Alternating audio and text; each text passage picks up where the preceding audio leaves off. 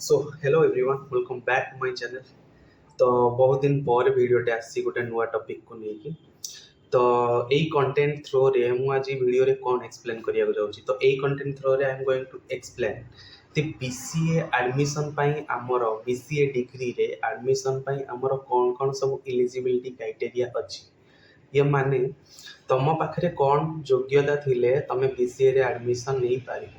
देख प्रथम कथा हूँ कि बीसीए डिग्री डिपेंड करे आपण को कॉलेज रे एडमिशन नौचंती। तो भिन्न भिन्न कॉलेज रो भिन्न भिन्न क्राइटेरिया अछि। तो प्राइवेट कॉलेज रो क्राइटेरिया अलग, गवर्नमेंट कॉलेज रो क्राइटेरिया अलग, भिन्न भिन्न इंस्टीट्यूट रो क्राइटेरिया अलग, किंतु सबुठी गोटे कॉमन क्राइटेरिया बा जनरल क्राइटेरिया एटा होची कि तमरो प्लस 2 रे साइंस थिबा दरकार। सॉरी माने कि तमे प्लस 2 रे विज्ञान विभाग रे अध्ययनत थिबा दरकार बा प्लस 2 साइंस पिला हिथिबा दरकार एंड तमरो गोटे मैथ बोली चैप्टर तमरो थिबा दरकार। तो तापर जाई तमे बीसीए रे एडमिशन नहीं पारि।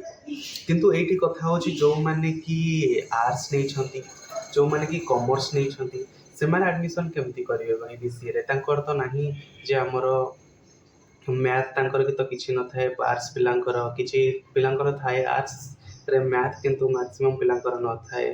कॉमर्स पिलांकर थाए मैथ, किछि कोरी नियम न थाए। तो से माने कि कंफ्यूजन होती एक्चुअली सर भाई आमे तो आर्ट्स डिपार्टमेंट पिला और कॉमर्स डिपार्टमेंट पिला आमे केमती कोन बीसीए रे एडमिशन कर परिबु। तो देखो यार सॉल्यूशन एटा कि मैक्सिमम कॉलेज तो तुमको अलाउ करेनि, किंतु ओडिसा रे किछि किछि कॉलेज अछि जो माने कि पिलांको से माने एक्सेप्ट करछंती आर्ट्स रो हो कि कॉमर्स रो हो कि साइंस रो हो। एवं तुम प्लस टू रे गोटे मिनिमम मार्क 50 कि 60% थिबा दरकार। तो से माने से तुमको तांको कॉलेज रे पढ़िया पई अलाउ करछंती बीसीए डिग्री कंप्लीट करबा पई। तो एई डिटेल्स रे जदी तुम जानिया पई चाहूछ जे आमर ओडिसा रे एमती को यूनिवर्सिटी अछि, को कॉलेज अछि जे कि हमर आर्ट्स पिला बा कॉमर्स पिला को देई पारुछि बीसीए रे एडमिशन, काहे कि बहुत सारा कॉलेज अछि साइंस पिला को तो देई दोछि, एटा किछि प्रॉब्लम नुय।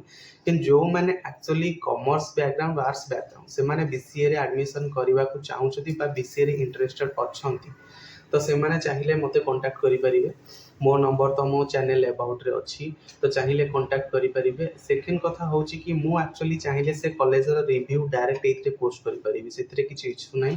किंतु विदाउट कॉलेज परमिशन रे तांको कंसर्न न नै कि मु एठी पोस्ट करि परिबे नाही। सेथि पई डायरेक्टली जदी को माने एडमिशन लेबा पई चाहूछंती बीसीए रे ताले मते डायरेक्ट कांटेक्ट करंतु, मु कोन कहि देबी, मु कहि परिबी तांको कोन कोन हमर दरकार, केमते एडमिशन प्रोसीजर, कोन सब क्राइटेरिया अछि, कोन सब प्लेसमेंट अछि, कोन सब रेकॉर्ड अछि, कॉलेज रो एनुअल स्ट्रक्चर फी केते सब किछि। तो जो मैंने भी इंटरेस्टेड तो मोर अबाउट सेक्शन में जाइकिना नंबर दिया देछि, से नंबर रे डायरेक्ट मते कॉल करंतु, मु तुमको कनेक्ट करि दे परिबी डायरेक्ट कॉलेज रे। तो इन द फ्यूचर जदी भी जरूरत पड़े से कॉलेज रो रिव्यू भी मो चैनल रे आसीबो, किछि टेंशन नेबा दरकार नाही।